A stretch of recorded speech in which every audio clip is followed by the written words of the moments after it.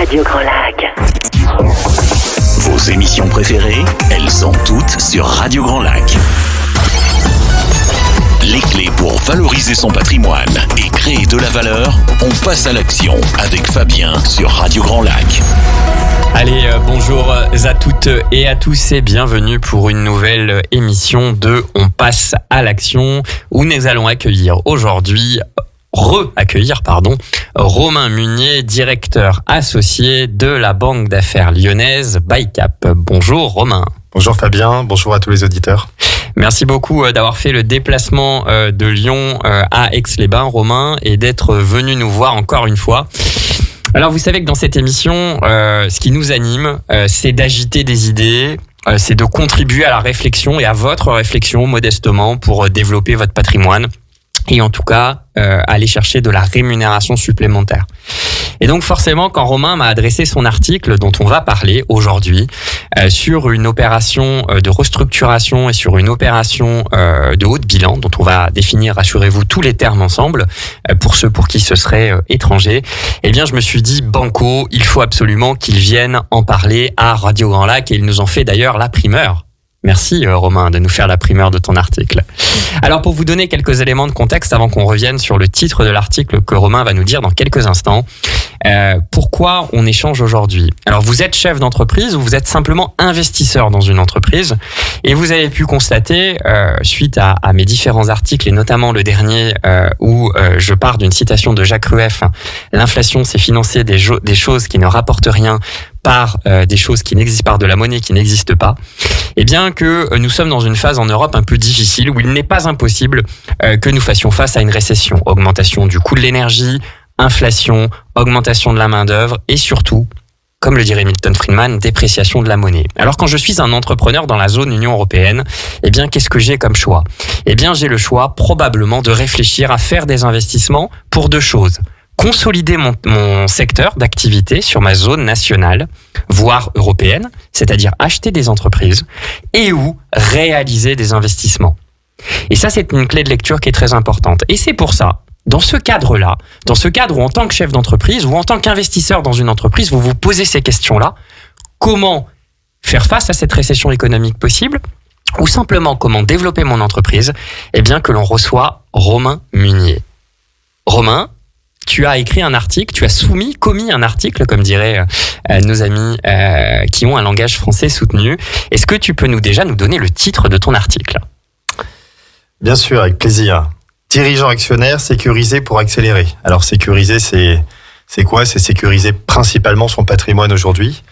Et accélérer, c'est accélérer quoi ? C'est accélérer évidemment le développement de son entreprise.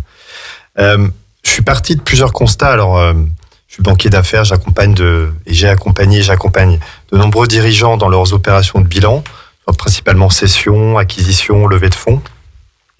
Et je me suis rendu compte qu'il y avait encore de trop nombreux dirigeants actionnaires qui manquaient, si je peux parler ainsi, entre guillemets, d'éducation financière. Et souvent, quand il s'agit de transmission ou de cession, ils arrivent souvent à un moment dans leur carrière où ils sont à l'aube de la retraite et ils pensent que la seule option possible pour eux de transmettre, c'est de vendre leur entreprise tout simplement à un confrère ou à un concurrent. Alors peut-être juste, on part vraiment d'un constat et d'un retour d'expérience qui est très important. Romain, combien à peu près d'années tu as d'expérience aujourd'hui sur le métier de la banque d'affaires ? Une vingtaine à peu près, si on cote mal taillé, si on compte les stages de troisième aussi ? Ça fait une dizaine d'années que j'accompagne directement des dirigeants dans leurs opérations de cession et transmission. Et avant, j'ai travaillé 5-6 ans dans des cabinets d'audit où j'accompagnais plutôt des acheteurs ou des vendeurs, mais pour sécuriser notamment toute la partie financière et les chiffres, qui sont un élément souvent très clé dans les opérations. Alors pour que tous nos auditeurs comprennent aussi, 10 ans à l'échelle d'une banque d'affaires, c'est assez significatif, puisque la banque d'affaires, c'est un petit peu, pour ceux qui ont, si on replonge dans notre enfance, c'est un peu comme la salle du temps dans Dragon Ball Z. C'est-à-dire que vous passez 1 an en banque d'affaires, c'est comme si vous aviez pris une expérience de 3 ou 5 ans, parce que vous allez, entre guillemets, manger du deal. Ouais, c'est vrai, c'est un accélérateur. Après, c'est un métier extrêmement passionnant parce qu'il fait appel à de nombreuses intelligences, de la stratégie, de la finance, et j'en passe. Ce qui nous anime, c'est surtout d'avoir un vrai rôle concret et apporter de la valeur ajoutée à nos clients et aux dirigeants. Et encore une fois, ça vient principalement d'un constat où il manque d'éducation sur toutes ces opérations de bilan qui doivent, et ça c'est notre rôle, créer de la valeur. Nous, on est là pour créer de la valeur pour nos dirigeants. Et face à ce manque de connaissances, ou en tous les cas ce manque d'éducation, on est là pour essayer d'apporter notre plus-value. Alors quand on parle d'éducation financière, Romain, c'est vrai que le français par définition, il est gaulois, donc il a peur que le ciel lui tombe sur la tête. Donc ce qu'il n'aurait pas en éducation financière, il l'a par contre en éducation immobilière, où effectivement le français aime bien investir dans la pierre et aime bien réaliser des investissements. Attention, éducation, c'est pas un gros mot. Quand je dis ça, c'est vraiment un constat, c'est-à-dire que les dirigeants, c'est les meilleurs pour gérer leur entreprise, souvent les meilleurs pour les développer. Parfois, ils ont besoin d'être entourés pour vraiment accélérer. Ça va être un peu l'objet et notamment l'objet de la discussion. En revanche, dès qu'il s'agit de fiscalité, de normes RH, et notamment de faire évoluer son capital, il faut être entouré. C'est aussi ton job, Fabien, sur la partie patrimoniale. Donc voilà, c'est pas un gros mot, mais c'est un sacro-saint qui est encore pas forcément développé auprès des dirigeants de PME. Non, il faut se dire les choses. C'est qu'aujourd'hui, comme on l'a dit, on est plutôt dans une logique gauloise, là où nos amis anglo-saxons ont les qualités de leurs défauts et les défauts de leurs qualités, et ont effectivement une culture financière, et notamment sur les actions et les opérations de capital dont on va parler, qui est effectivement plus forte. Alors, ton article, moi je l'ai lu avec attention, Romain, et il parle notamment d'un nom de code, d'une opération avec un nom de code qu'on appelle OBO. Alors, qu'est-ce que c'est qu'un OBO, Romain ? L'OBO, c'est tout simplement entre guillemets, une opération financière et patrimoniale qui va consister à se vendre son entreprise à soi-même. Alors, je ne vais pas rentrer forcément dans le détail juridique, mais ça va consister à matérialiser directement une partie de son patrimoine en se cédant son entreprise à soi-même. Et ça est typiquement permettre aux dirigeants de maintenir le pouvoir de contrôle sur sa société tout en réalisant une partie de cash out. Alors cash out, ça veut dire c'est de l'argent qui va pouvoir sortir lié à la valorisation de sa société et qui peut représenter, pour être très clair, à plusieurs années de dividendes. Alors pourquoi sécuriser une partie de son patrimoine ? Ça vient aussi de nombreux constats que j'ai auprès de nombreux dirigeants. C'est qu'à un moment donné, quand on a 10, 15 ans de développement, qu'on a pris des risques toute sa vie, qu'on a réinvesti ses bénéfices pour continuer à développer sa société, on arrive à un moment dans sa vie professionnelle où on a un décalage entre son patrimoine personnel et son patrimoine professionnel.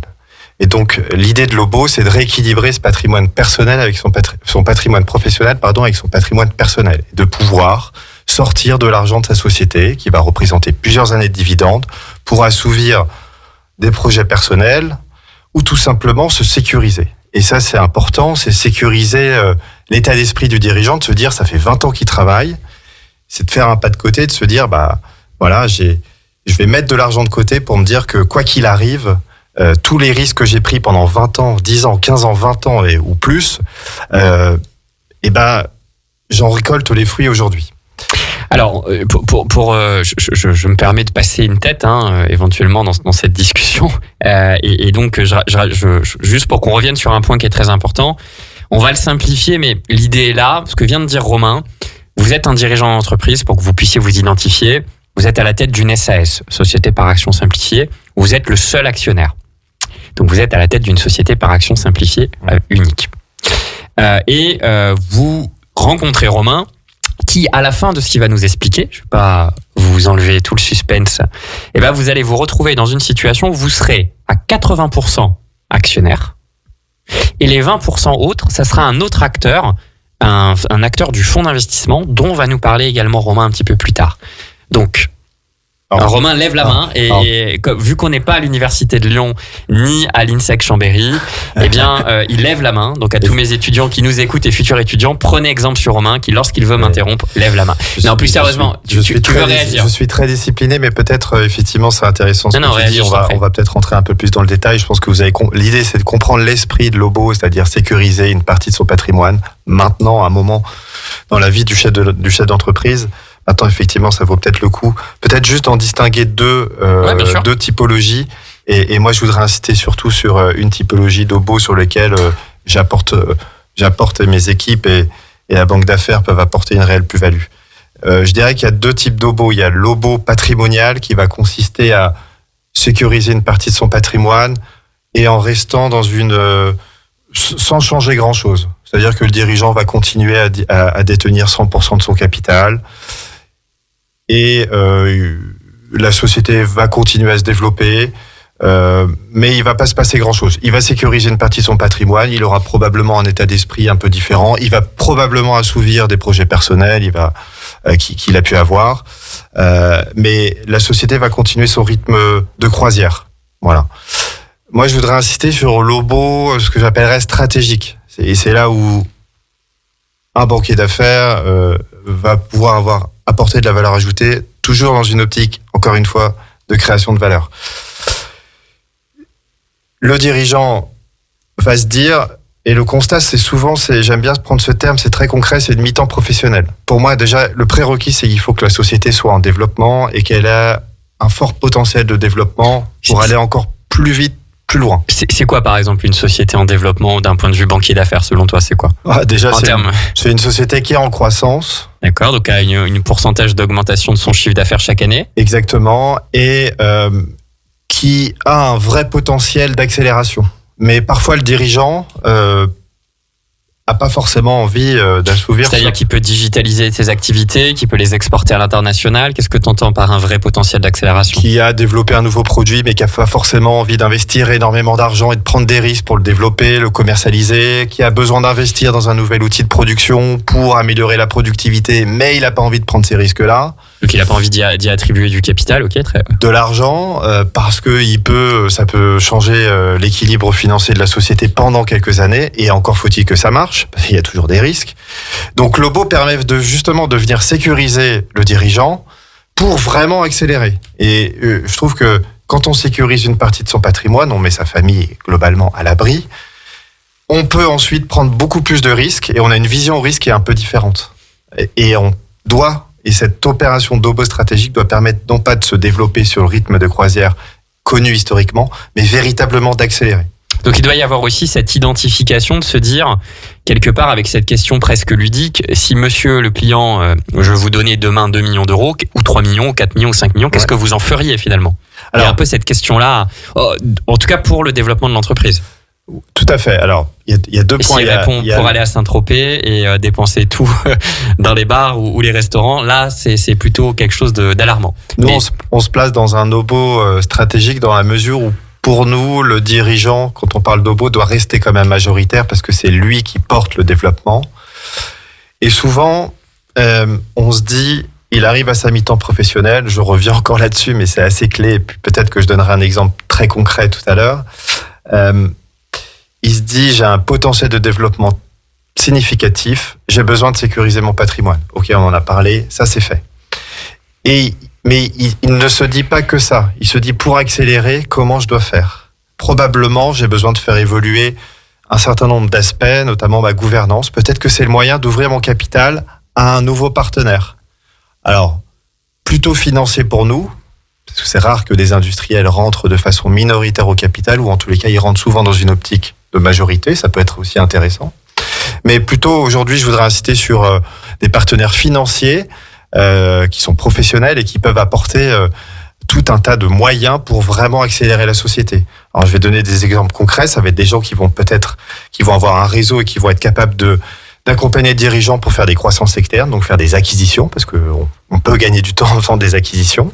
Ça va être des gens qui vont mettre en place une structuration d'entreprise, enfin, en tous les cas, améliorer la structuration de l'entreprise en mettant des reporting, en mettant des suivis de KPI sur la partie outils industriels, etc.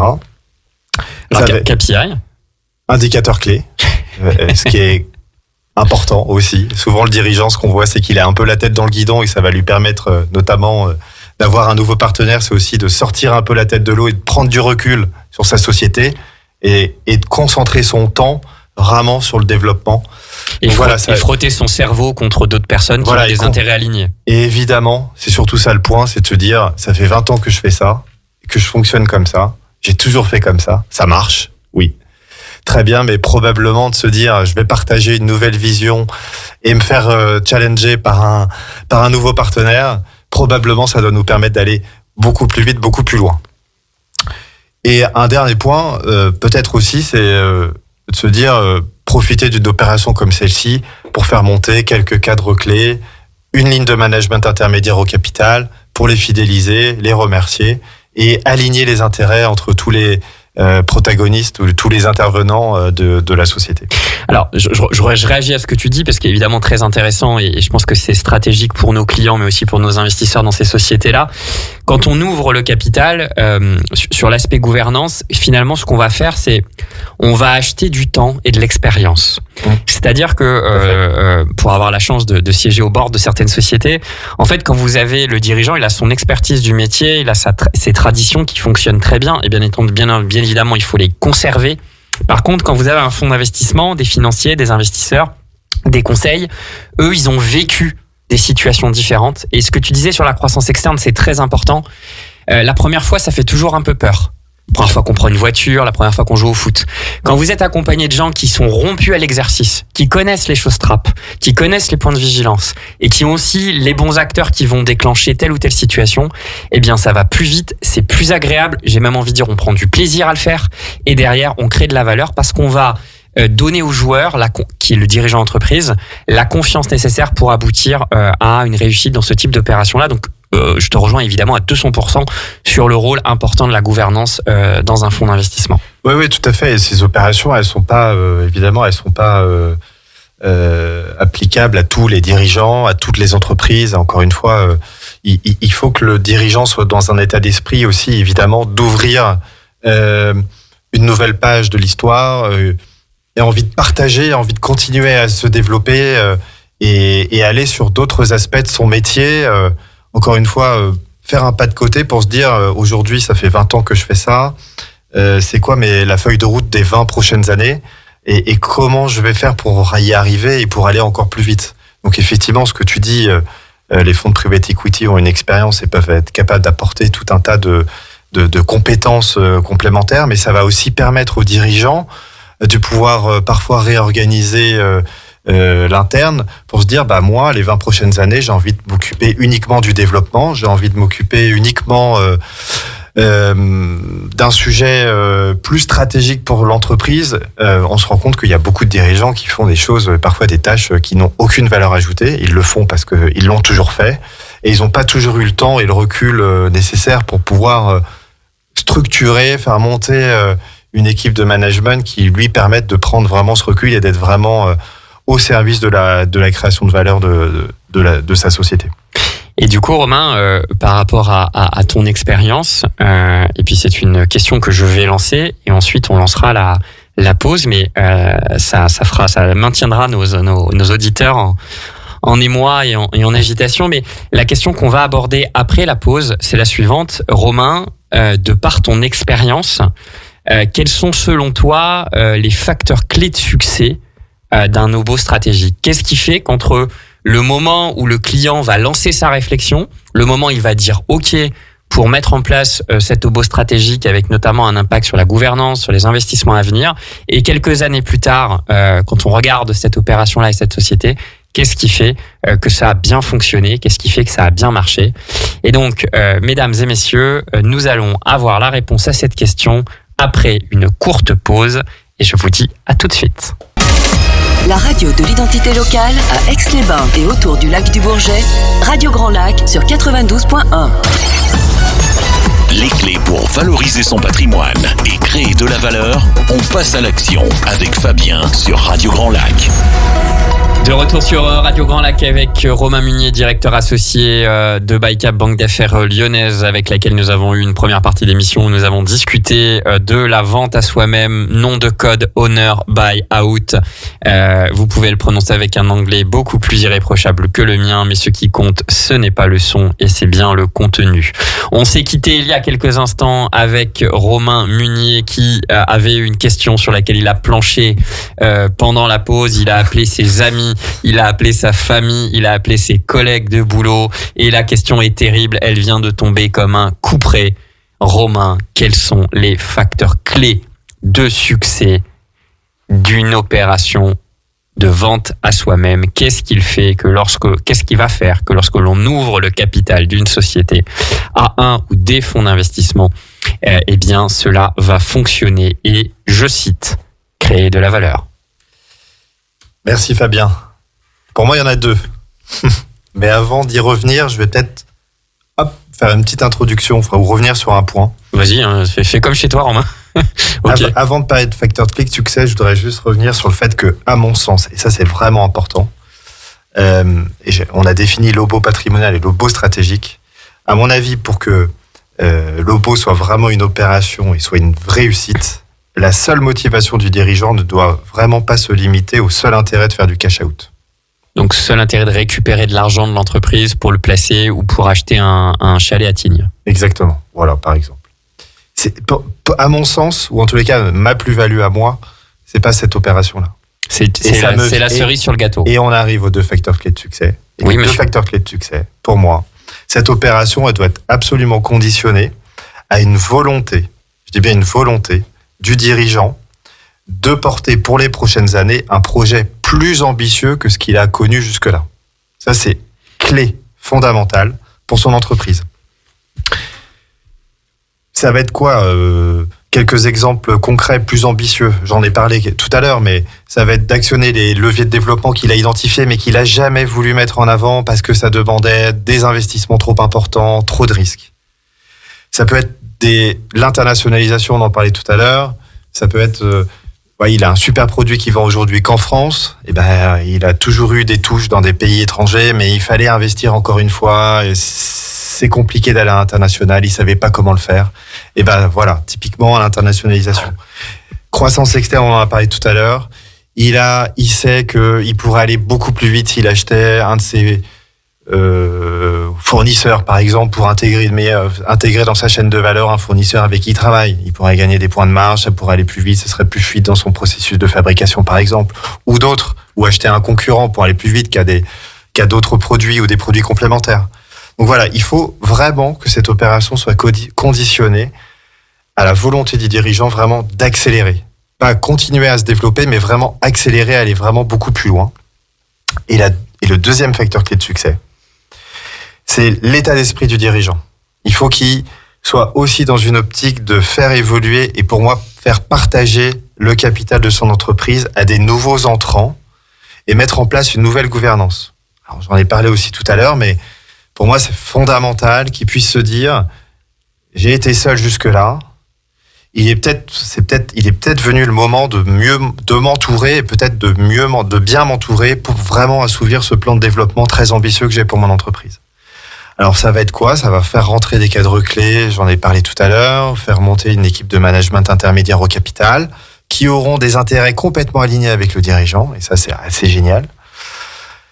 Et à mon sens, c'est aussi l'occasion de se dire, est-ce que je ne ferais pas rentrer un partenaire financier, mais qui va me permettre d'accélérer et qui va être vraiment pertinent pour matcher avec mon plan de développement. Ça va être un fonds de private equity qui, par exemple, est très connaisseur d'un secteur, le secteur dans lequel j'évolue, ou qui connaît très bien, qui a du réseau et qui va me permettre qui par exemple, a l'habitude d'accompagner des sociétés qui veulent s'internationaliser, il y en a, qui connaît très bien les enjeux de structuration d'une PME pour aller plus vite et me permettre de gagner des points de productivité. Donc voilà, mon job, moi, c'est de faire en sorte de trouver le meilleur partenaire, notamment, pour vraiment assouvir ce projet de développement. Alors ça, c'est quand même très important ce que tu dis, parce que quand on a l'occasion de travailler ensemble sur des dossiers, ou d'une manière générale, séparément, quand on échange avec un client, quelque part, c'est la base d'une réflexion, ce qu'on vient de se dire. Parce que finalement, quand on commence à avoir une entreprise qui fonctionne bien, qui a des perspectives de croissance et de développement, elle a en fait 2 choix. Enfin, 3 choix en fait. La première, c'est continuer à rester comme ça, ne rien faire. La deuxième, c'est vendre. Mais c'est très bien. Oui, exactement, tout à fait. Non, mais on est là pour agiter des idées. Mais en tout cas, 1, ne rien faire. 2, vendre. Parce que pour préparer le point 3, aller conquérir de nouveaux marchés, mener une croissance externe, développer son entreprise, aller faire connaître un nouveau produit, c'est tout sauf anodin. Évidemment, il va y avoir des obstacles. Évidemment, ça va demander de l'énergie et des choses à mettre. Donc, faut être prêt à y aller. Et j'ai envie de dire, faut être prêt à rentrer sur le ring. Alors évidemment, cette fois-ci, il y aura toute une équipe autour du dirigeant qui va être accompagnée comme jamais avec des gens de très très bonne facture que tu as tous cités. Mais des fois, et ça m'est arrivé moi il y a pas longtemps, c'est vous rencontrez des clients et vous dites en fait c'est pas de la croissance externe que vous avez envie de faire, vous avez envie de vendre. Parce que parfois on arrive à un niveau de saturation, on n'a plus l'enthousiasme d'y aller. Et je trouve que dans ton article, ce qui est très intéressant, c'est que en fait on pose le problème dans le bon sens. Voilà ce qu'on peut faire. Voilà comment il faut faire pour y arriver, c'est-à-dire ouvrir sa gouvernance, réfléchir, avoir vraiment la volonté de partager un peu la valeur, de changer un peu ses méthodes, ou en tout cas de les challenger. Ouais. Mais en même temps, si vous n'avez pas l'envie, ça sert à rien. Clairement, c'est exactement. Enfin, pour moi, la condition clé, c'est vraiment la volonté du dirigeant d'amorcer une nouvelle phase de développement, mais nouvelle. Donc, effectivement, c'est pour ça que je disais tout à l'heure, c'est pas une opération qui est applicable à toutes les dirigeants, à toutes les PME, à toutes les ETI. C'est pas c'est peut-être pour revenir sur ce que tu disais. Moi, mon job là, je vais parler d'une opération particulière. Il y en a d'autres. Tu les as rappelés. Moi, mon job, c'est d'être un peu le catalyseur d'idées auprès du dirigeant dans une logique de création de valeur. C'est-à-dire que moi, j'essaye de comprendre un peu où est-ce qu'il en est, qu'est-ce qu'il veut faire, quelles sont ses envies, ses besoins, où est-ce qu'il veut aller, où est-ce qu'il ne veut pas aller. Et en fonction, on émet des hypothèses d'opérations potentielles. Et il y a beaucoup d'opérations d'OBO patrimoniales, stratégiques dont on parle aujourd'hui, qui ne seront pas applicables à beaucoup de dirigeants, effectivement. C'est qu'une question de volonté du dirigeant d'accélérer, et ensuite de partager, à mon sens, aussi une nouvelle phase de la gouvernance pour les prochaines années. Le tout, encore une fois, en rappelant ça, dans une logique de sécurisation du patrimoine qui va lui permettre justement, pour moi la logique elle est là, c'est sécuriser son patrimoine pour lui permettre de rentrer dans cette volonté d'accélérer, vraiment. Et de partager aussi une nouvelle façon de gouverner l'entreprise en accueillant des nouveaux partenaires. Pour que tous les auditeurs et auditrices comprennent aussi, aujourd'hui, lorsque vous avez envie de faire des investissements et de la croissance externe, vous avez deux manières de le faire d'un point de vue financier. Enfin, trois manières principales, mais prenons les deux que je vais vous citer. C'est soit vous levez de la dette d'un point de vue bancaire, et où vous allez investir des fonds propres qui sont les vôtres, et ou ceux d'un investisseur privé. Et en fait, ce qui est intéressant dans ce mode de financement de votre développement, c'est déjà vous n'êtes pas tenu par des ratios bancaires qui peuvent à un moment donné, suivant l'activité que vous avez, être plus ou moins forts. Et puis le deuxième, c'est qu'en fait, ceux qu'on va rajouter autour de la table, ceux qui vont venir financer votre opération, vous l'avez compris, vont apporter de la plus-value, comme l'a très bien expliqué Romain. Alors, oui, Romain réagit et relève la main. Non mais... T'as raison, c'est fondamental. C'est-à-dire qu'ouvrir son capital pour ouvrir son capital, ça n'a pas de sens. On va peut-être revenir là-dessus.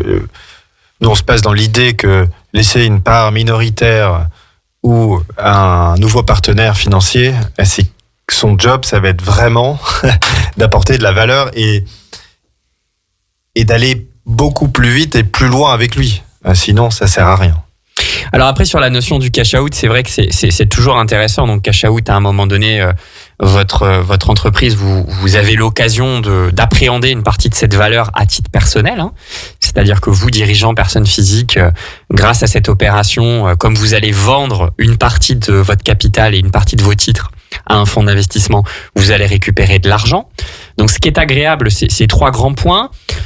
Dans le contexte actuel, même si on ne sait pas ce qui va se passer, mais point 1, vous allez sécuriser une fiscalité à un instant T. Et notez bien qu'aujourd'hui, la fiscalité qui s'appliquerait, désolé pour le conditionnel, mais c'est la réalité, c'est certainement l'une des plus faibles des 20 ou 30 dernières années. Les plus anciens qui nous écoutent savent qu'il n'y a pas si longtemps que ça, on vendait une société avec une plus-value, c'est-à-dire un degré d'imposition qui pouvait monter jusqu'à 60%. Ça, c'est le premier point.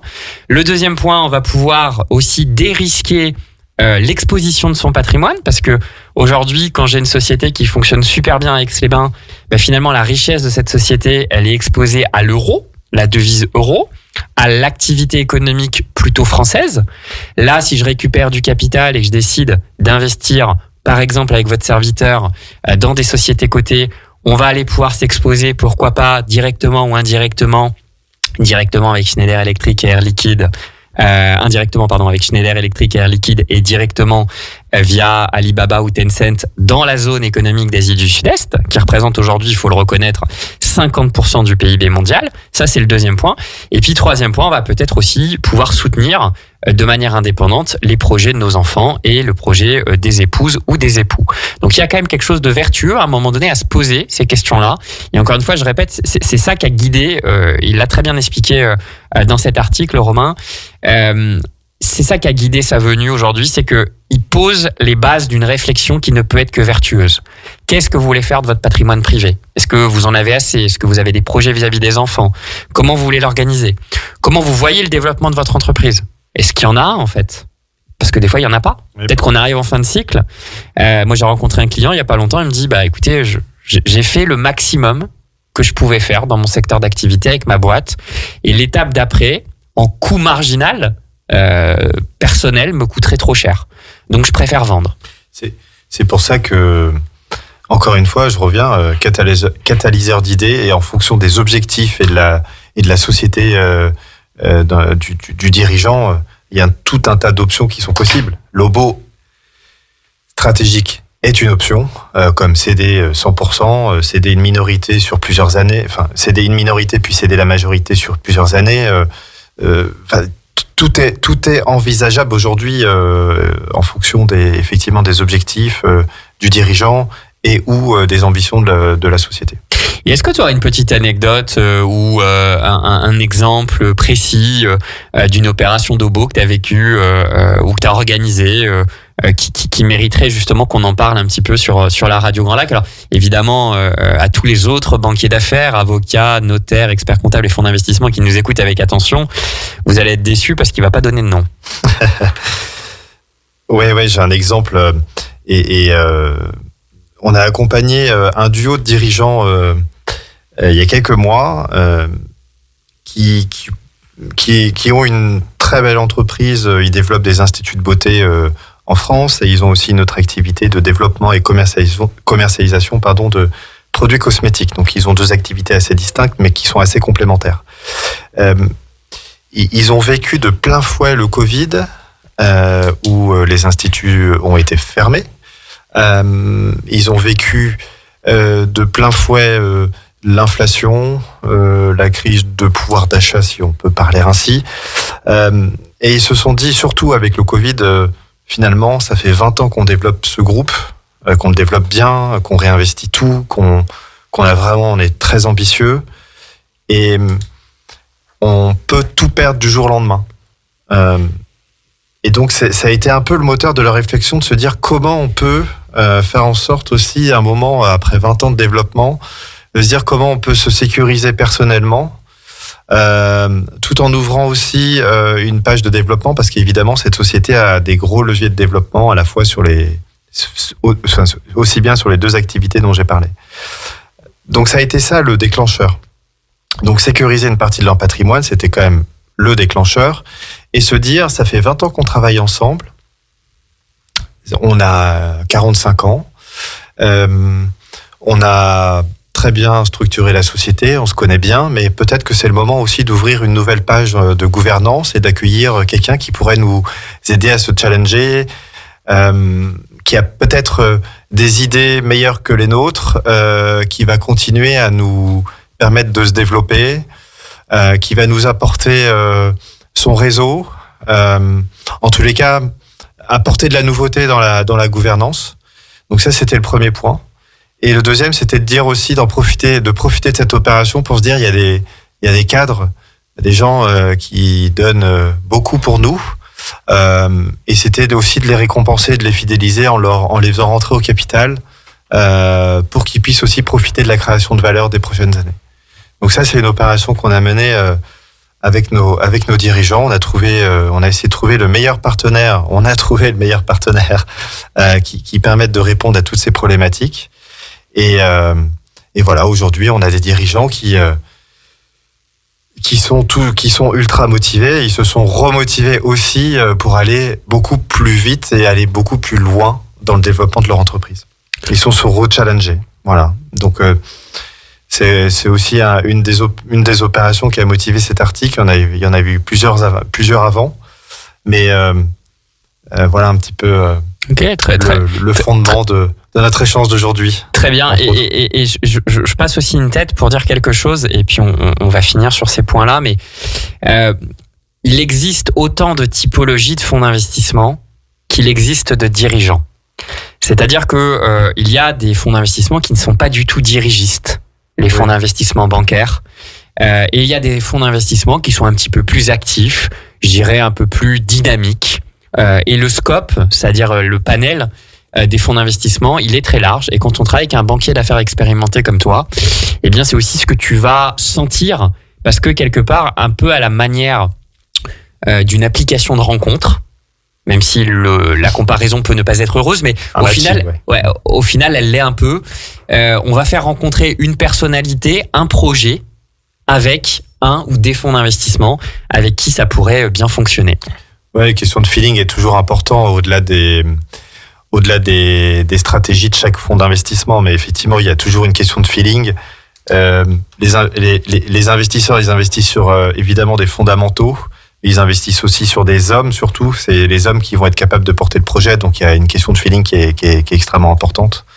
Et effectivement, après, en fonction des envies du dirigeant ou de l'opération, il y a des investisseurs qui peuvent être minoritaires, majoritaires, qui s'investissent plus ou moins selon les degrés d'envie du dirigeant. Voilà. Je dirais que c'est à la carte, entre guillemets. Après, effectivement, mon job, c'est de trouver les meilleurs investisseurs qui puissent correspondre au projet. Et après, malgré tout, on aura beau faire tout ce screening et tout ce travail en amont, ça reste une question de feeling. Donc, de rencontre. Et de rencontre. Donc, voilà, beaucoup d'humilité, voilà, mais il y a des coups de foudre, voilà, il faut qu'il y ait un coup de foudre. En général, il y a un coup de foudre. Il y a plusieurs coups de foudre. On essaye de faire en sorte qu'il y en a le plus possible dans une opération pour que nos clients puissent avoir le choix. Mais effectivement, comme tu le rappelles, on essaye aussi de désacraliser le mot fonds d'investissement qui peut avoir encore quelques connotations négatives auprès des dirigeants.